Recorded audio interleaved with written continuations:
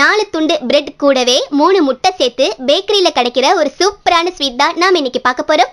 Welcome to papa's kitchen. நான் இப்போ 4 bread slices எடுத்திருக்கேன். அதை இப்ப கைகளாலேயே ரஃபா கட் பண்ணி ஒரு மிக்ஸி ஜார்ல மாத்திரலாம். மிஞ்சி போன பழைய பிரெட்டா இருந்தாலும் பரவாயில்ல, சேர்த்துடலாம் இந்த மாதிரி. இப்போ இதுல 1/2 டீஸ்பூன் ஏலக்காய் பவுடர், 2 டேபிள் ஸ்பூன் சுகர் சேர்த்துட்டு 3 முட்டை எடுத்திருக்கேன். அதை இப்ப சேர்த்துருங்க. 4 பிரெட் ஸ்லைசஸ்க்கு 3 முட்டை எனக்கு சரியா இருக்கும். பிரெட் சின்ன சைஸ் அப்படின்னா ஒரு 2 முட்டை கூட உங்களுக்கு போதும். சேர்த்துட்டு இதை இப்போ நல்லா அரைச்சி எடுத்துக்கங்க. இந்த மாதிரி நல்லா அரைப்பட்டிருக்கு. இப்போ இதில் 1/4 கப் பால் சேர்த்துக்கலாம். சேர்த்துட்டு மறுபடியும் நல்லா அரைச்சி எடுத்துக்கலாம். இதோ இந்த மாதிரி. இப்போ இது ஒரு பவுலுக்கு மாற்றிடலாம். ரொம்ப கெட்டியாக இருந்ததுன்னா இன்னும் கொஞ்சம் பால் சேர்த்துக்கங்க. அல்லது ரொம்ப இலகலா தண்ணீராக இருந்தது அப்படின்னா இன்னும் 2 துண்டு பிரெட் சேர்த்து செய்யலாம். சேர்த்தாச்சு. இந்த மாதிரி பதத்தில் இருக்குது. ரொம்ப தண்ணீராகவும் இல்லை கெட்டியாகவும் இல்லை, சரியான பதம். இப்போ தனியாக இருக்கட்டும். இப்போ அடுத்த ஸ்டெப், ஒரு கடாயில் 1 டேபிள் ஸ்பூன் நெய் சேர்த்துடுறேன். நெய் ஹீட் ஆனதும் கொஞ்சம் உடைச்ச முந்திரி பருப்பு அண்ட் உலர் திராட்சை சேர்த்துட்டு கலந்து விட்டுருங்க. ரெண்டும் நல்லா பொரிஞ்சு வந்த பிறகு 1 கப் தேங்காய் துருவல் எடுத்திருக்கேன். அதை சேர்த்துட்டு கூடவே டுட்டி ஃப்ரூட்டி கலரா பச்சை, சிகப்பு, மஞ்சள் இப்படி எல்லாத்தையும் சேர்த்துக்கங்க. பார்க்க கலர்ஃபுல்லாக இருக்கும். கூடவே 1/4 டீஸ்பூன் ஏலக்காய் பவுடரும் சேர்த்துட்டு நல்லா வதக்கி விட்டுருங்க. தேங்காய் ரொம்ப வதங்க வேணாம், நம்ம உடனே சாப்பிட்றது தான். ஸோ லேசாக அந்த நெய் கூட லேசாக கலந்து வந்தால் போதும். கூடவே இனிப்புக்காக கொஞ்சம் சுகர் சேர்த்துக்கலாம். ஒரு 2 டேபிள் ஸ்பூன் அளவுக்கு போதும். சேர்த்துட்டு நல்லா கலந்து விட்டுருங்க. பாருங்க, உள்ள வைக்கிற ஸ்டஃபிங் ரொம்ப சூப்பராக ரெடியாக இருக்கு. சாப்பிட நல்லா ஸ்வீட்டாக அருமையாக இருக்கு.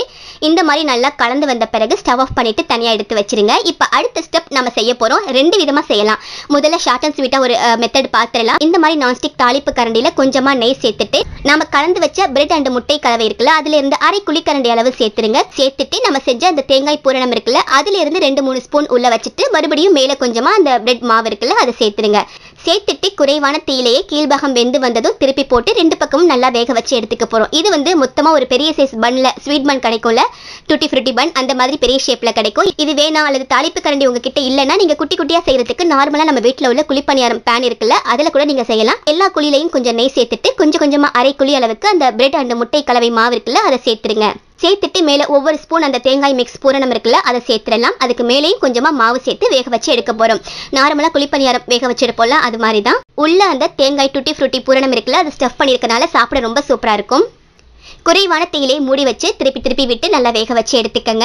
எஸ், நிறைய பேர் கண்டுபிடிச்சிருப்பீங்க. நார்மலா நம்ம பேக்கரியில கிடைக்கக்கூடிய அந்த ஸ்வீட் பன் தான். மேல நார்மலா பன்னு மாதிரி இருக்கும். உள்ள கட் பண்ணி பார்த்தோம் அப்படின்னா உள்ளுக்குள்ள வந்து தேங்காய் டூட்டி ஃப்ரூட்டியோட அந்த ஸ்டஃபிங் வந்து ரொம்ப சூப்பரா இருக்கும். சாப்பிட ரொம்ப அருமையா இருக்கும் அந்த ஸ்வீட் பன். அதே தான் நம்ம வீட்டில் செஞ்சிருக்கோம். பிரெட் அண்ட் முட்டை பயன்படுத்தி இன்ஸ்டன்டா ஒரு பன் மாதிரி ரெடி பண்ணி செஞ்சிருக்கோம். குழந்தைங்களுக்கு ரொம்ப பிடிக்கும். குழிப்பணியார பேன்ல செஞ்சு குட்டி குட்டியா செய்ய இஷ்டம் இல்லைன்னா நான் சொன்ன மாதிரி தாளிப்பு கரண்டியில பன் சைஸ்லேயே நீங்க பெருசா செய்யலாம். அல்லது உங்களுக்கு ஈஸியா குழந்தைங்களுக்கு போதும் அப்படின்னா நீங்க இந்த மாதிரியும் செஞ்சுக்கலாம். அது உங்க இஷ்டம். பாருங்க, 2 பக்கமும் நல்லா வெந்து வந்த பிறகு ஒரு பிளேட்டுக்கு மாத்திருங்க. அவ்வளவுதான். ரொம்பவே சூப்பரான பேக்கரி ஸ்டைல் ஸ்வீட் பன். ரொம்ப சுலபமா பார்த்திருக்கோம். அவன் எதுவும் இல்லாம மிஞ்சி போன பிரெட் பயன்படுத்தி. சோ மிஸ் பண்ணாம நீங்களும் இதே மெத்தட்ல வீட்டில் செஞ்சு பாருங்க. நாளைக்கு ஒரு இன்ட்ரெஸ்டிங்கான ரெசிபியில மீட் பண்ணலாம். தேங்க்யூ.